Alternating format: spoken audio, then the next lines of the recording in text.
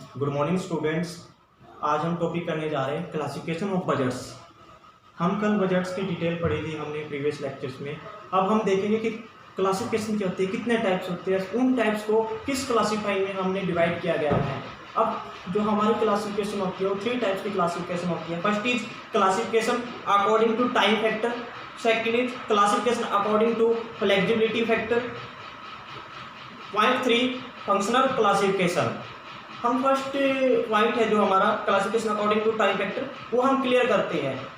Classification according to time factor, in terms of time factor budgets are broadly classified into 3 types. First is long term budget, second is short term budget, third is current budget. Long term budgets होता है हमारा, वो हम 5 to 10 years के लिए prepare करते हैं। जो हमारा शॉर्ट टर्म बजट होता है वो हम 1 to 2 ईयर्स, 1 से 2 साल के लिए हम उसको प्रिपेयर करते हैं। थर्ड होता है हमारा करंट बजट, जो हम शॉर्ट टाइम के लिए प्रिपेयर करते हैं, मान लीजिए 1 मंथ 2 मंथ्स या 3 मंथ्स मैक्सिमम। तो इससे हमें क्लियर हो जाता है कि जो लॉन्ग टर्म बजट होता है 5 to 10 ईयर्स का होता है, 5 से 10 साल का होता है। शॉर्ट टर्म बजट होता है वो हमारा 1 या 2 ईयर्स का होता है, 1 से 2 साल के बीच में होता है। करंट बजट होता है जो हमारा 1 मंथ या 2 मंथ या 3 मंथ्स के आसपास होता है। जो शॉर्ट बजट होता है, शॉर्ट जो हमने आइडिया लिया है वो हमारा होता है करंट बजट्स। सेकंड क्लासिफिकेशन आती है हमारी classification according to flexibility factor. इसके हमारे 2 टाइप्स होते हैं, फिक्स्ड बजट और फ्लेक्सिबल बजट। फिक्स्ड बजट में क्या होता है हमारा, मान लीजिए कि हमने 1 ईयर के लिए कोई हमने पॉलिसी बनाई है, कोई हम प्रोजेक्ट लेकर चल रहे हैं, हम उसमें कुछ भी चेंज नहीं कर सकते। जो हमने डिसाइड किया है वही हमारा फाइनल तक डिसाइड रहेगा, तो वो होता है हमारा फिक्स्ड बजट। मान लीजिए कि मैंने 6 महीने बाद उसमें कुछ चेंज करना पड़ गया, तो हम उसमें चेंज नहीं कर सकते, वो हमारा फिक्स्ड है। जो हमने स्टार्टिंग में फाइनेंशियल ईयर से पहले हमने स्टार्ट किया था, हम उसको ही फॉलो करेंगे चाहे कुछ भी हो जाए।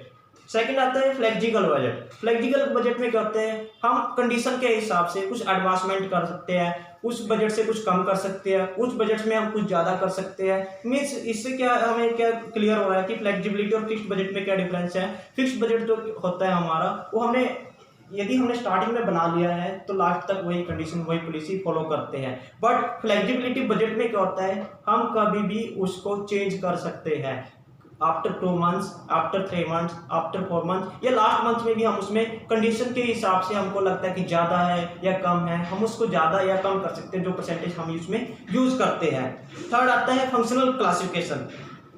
ए functional budget is one which relates to any of the function of an organisation. तो the number of individual budget vary from firm to firm. जैसे हमारा फंक्शनल बजट में आता है हमारा सेल्स बजट आता है, selling and distribution cost budget, production budget, production cost budget, purchase budget, labour cost budget, production overhead budget, capital budget, cash budget and last is master budget. तो सबसे ये जो हमारे डिफरेंट डिपार्टमेंट्स के different budgets होते हैं, ये हमारे आते हैं फंक्शनल बजट्स में। फर्स्ट हमने किया था classification according to time factor, उसमें हमारे लॉन्ग टर्म बजट था, short term budget, current budget. Second is fixed classification according to flexibility factor पे आता है, फ्लेक्सिबिलिटी बेस पे हमने उसको क्लासिफाई किया, उसमें आता है हमारा फिक्स्ड बजट आता है, फ्लेक्सिबल बजट आता है। लास्ट आता है हम फंक्शन के बेसिस पर। फंक्शंस क्या होते हैं किसी भी इंस्टीट्यूट के, सेल करना, परचेज करना, उसको मैन्युफैक्चर करना, उसके एडवर्टाइजमेंट करना, उसके लिए कैश इकट्ठा करना, कैश सबमिशन करना, इन्वेस्टर्स को बुलाना। तो ये फंक्शंस होते हैं एक। यदि हम इस क्लासिफिकेशन बेसिस पर हम क्लासिफिकेशन फैक्टर क्लासिफाई करते हैं तो आता है हमारा फंक्शनल क्लासिफिकेशन। फर्स्ट आता है हमारा फंक्शनल क्लासिफिकेशन में sales budget.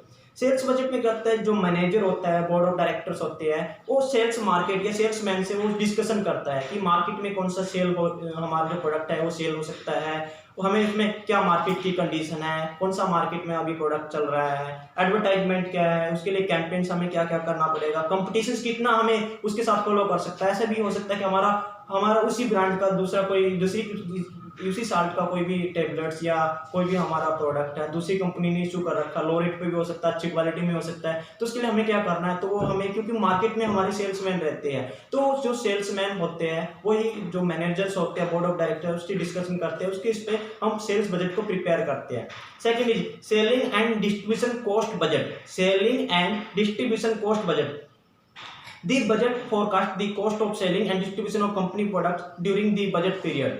It is closely connected with the sales budget because it mainly depends upon the sales manager with the cooperation of sales office manager, distribution manager and advertising manager. Sales budget में सिर्फ हमने discussion किया था कि हम sales करते हैं तो उसमें हमारा कंपटीशन क्या रहेगा, बट कंपटीशन क्या रहेगा उसके अकॉर्डिंग टू हम सेल बजट प्रिपेयर करते हैं कि हम कितना बना सकते हैं। अब उसमें हम sales and distribution cost budget में क्या होता है कि सेल तो मार्केट तो हमारी इतनी है, बट हम उसको डिस्ट्रीब्यूट कैसे कर सकते हैं, हमारी कंपनी का लेवल क्या है, उसको हम डिस्ट्रीब्यूट कैसे करेंगे। तो जो बजट होता है हमारा वो इसमें आता है selling and distribution cost budget में। Third is production budget. Production budget में हमने कल भी डिस्कशन किया था कि हम कितनी क्वांटिटी ऑफ गुड्स अपनी कंपनी में बना सकते हैं, कितना हमारा लेवल है, कितनी हमारी लायबिलिटी है। मान लीजिए कि हम एक दिन में 10,000 टेबलेट्स बना सकते हैं, तो हम 10,000 टेबलेट्स की ही रॉ मटेरियल परचेज करते हैं, वो होता है हमारे पास production cost budget, production budget. Third is production cost budget. इसमें होता है कि हमें रॉ मटेरियल पर कितना खर्च करना है, लेबर कॉस्ट पर कितना खर्चा है, मतलब कि एक होता है प्रोडक्शन बजट, एक होता है production cost budget. Production budget में होता है कितना टेबलेट हमें बनाना है। प्रोडक्शन कॉस्ट बजट में क्या होता है उस टेबलेट्स बनाने के लिए कितना लेबर का जरूरत है, कितना रॉ मटेरियल का जरूरत है और कितने हमारा कॉस्ट ऑफ प्रोडक्शन लगाता है। मान लीजिए उसमें इलेक्ट्रिसिटी भी आता है, टोटली हमारा जो भी इसमें इंक्लूड होता है खर्चा होता है वो सब कुछ हमारा प्रोडक्शन कॉस्ट बजट में आता है। Next is purchase budget. Purchase budget में क्या होता है जो हमारे परचेज डिपार्टमेंट होता है वो हम मटेरियल कितना खरीद सकते हैं, कितना हम अच्छी क्वालिटी का खरीद सकते हैं, कितने हम लायबल प्राइस पर इकोनॉमिकली हम उसको परचेज कर सकते हैं, तो होता है हमारा purchase budget. And second is labour cost budget. Labour cost budget में मान लीजिए कि किसी भी को हम वर्किंग जो सैलरी देते हैं सैलरी बेसिस पर कितने हम सैलरी दे सकते हैं, 10,000 दे सकते हैं, 20,000 दे सकते हैं, 30,000 दे सकते हैं, 50,000 दे सकते हैं। उस बेसिस पर हम कितने वर्क जो पर्सन है वो हम अपनी कंपनी में यूज करते हैं, कितने लगाते हैं, वर्क पर उसको ज्वाइन कराते हैं, अपॉइंटमेंट कराते हैं, उस बेसिस पर हम देखते हैं कि हम उसको कितना खर्च करने वाले हैं, वो होता है लेबर कॉस्ट बजट। नेक्स्ट आता है हमारा कैपिटल बजट। कैपिटल बजट में क्या होता है कि हम कोई भी मान लीजिए कि हमारा हम इम्प्रूवमेंट करना चाहते हैं, किसी भी हमारा कोई मान लीजिए कि पुराना कोई मटेरियल है या कोई पुरानी हमारी बिल्डिंग है उसको हम चेंज करना चाहते हैं, जो हमारा फिक्स्ड असेट होता है, फिक्स्ड असेट तो हम किसी भी पीरियड के दौरान उसको यदि चेंज करना चाहे तो हम वो चेंज करने के लिए कितना लायबल है, कितना हमारे पास बजट्स है, तो होता है capital budgets. Next is cash budget.